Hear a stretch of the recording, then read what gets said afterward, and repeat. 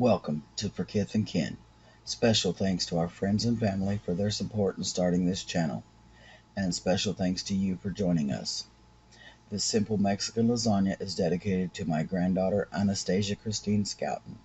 She's 15 and lives with her father, so she needs to expand her general cooking skills. She's always loved baking, but she needs to know more than that to feed herself and raise a family. So, this is for Anna, her siblings, and all her cousins, because they're all going to need to cook, because they sure liked eating when they was little, and I'm sure they still do, even if I ain't seen them lately. That's why I started this channel. I want to pass on what I can to them before I pass on to whatever comes next. If there is nothing else after this, and I'm not able to watch over them the way I feel my dad and my grandma do me, I will have left proof of my love for them in these videos to help them find their way when I am gone. So for Anastasia and all 9 of the rest of them, let's get to it. If you look in the description below, you'll see a link to print your shopping list and the directions. You will need the following food items: 1 bag of chicken breasts, package of taco mix, salt and pepper, 2 cans of Rosarita refried beans, 1½ cups of instant rice, 2 or 3 chicken bouillon cubes, 4 to 6 cups of water, package of corn tortillas, 4 tablespoons of oil, shredded cheese of your choice, Mexican flavored sauces of your choice, things that you can add that are tasty but not necessary: olives, mushrooms, and diced green chilies. You will need from the kitchen a 2-cup measuring cup, a pot with a good lid to cook the chicken in. I suggest a crock pot. Frying pan to heat your corn tortillas. A large 9x13 baking pan or 2 of the 8x8 baking squares. A set of tongs to handle hot meat and tortillas is very helpful. Plastic gloves are nice when dealing with raw chicken, but not necessary. Take care when you're handling raw chicken. Always use the gloves or wash your hands very carefully after touching raw meat. See other tips on salmonella poisoning in the description. Directions: open the bag of chicken breasts. Dump the taco seasoning mix into the bag. Reseal and shake the bag until all the chicken breasts are coated with the seasoning mix. Place coated chicken into your pan. Add 2 cups of water and 2 bouillon cubes. Cover with the lid to cook on medium-low heat until the meat is tender and shreds easily with a few forks. This should take about 45 minutes to an hour on top of the stove. In a crock pot, just set it on low and let it cook until you want it. Also in the crock pot, about an hour before dinner, just add your rice, stir a little, and cover and let it simmer for your last hour. If you're cooking in a regular pan on the stovetop, you will need to check your heat to prevent losing your juice, so set an alarm for your phone for 15 minutes to remind you to check the pan when it beeps. Caution: before you check the pan, the lid will be hot. Use an oven mitt or a hot pad so that you don't burn your hand. When you remove a lid from a pot or a pan, use the handle and carefully lift the lid away from your body. This directs any steam away from you and prevents you from being burned. It is a natural instinct to open it towards your face so you can look into the pot. Do not do this. Always open away from your body and towards the wall. Once the steam clears, then you can look. See the description for other helpful tips on preventing burns in the kitchen. Now that we've removed the lid, we need to check to make sure your heat is not too high. If it smells good and you have plenty of juice left and you only see small bubbles around the edges, you're good. If your juice is disappearing and it is bubbling all over, turn the heat down a notch. And if you've lost too much juice, add another cup of water and the other bouillon cube. After checking your heat and adjusting if necessary, cover with the lid again and continue cooking for another 30 minutes. Set that timer again. Once the meat is fork tender and pulls apart easily, remove it from the pan into a bowl to cool. Let the pan and the chicken cool until easily handled. Strain leftover juice into a 2-cup measuring cup. If you do not have 2 cups of liquid, add your Mexican sauce to make the 2 cups needed. Put the juice back into the pan and cook on medium heat until it starts to boil. Once boiling gently, add your 2 cups of rice and cover. Wait 1 minute, turn off the pot. Leave the lid on for 5 or 10 more minutes to let the rice cook. Once softened, taste the cooked rice to see if it needs salt or pepper. If your rice is too dry, you can add a little salsa or Mexican tomato sauce. Now is also the time to add any extras like the mushrooms or green chilies. I like to add my olives to the top of the lasagna to make it pretty. At this point, you can simply wrap the shredded chicken and rice in a soft tortilla shell with some refried beans and cheese for a burrito. You can use it like we did the leftover hamburger meat in the Southern Girl Mexi Hack video. I'll leave the link below.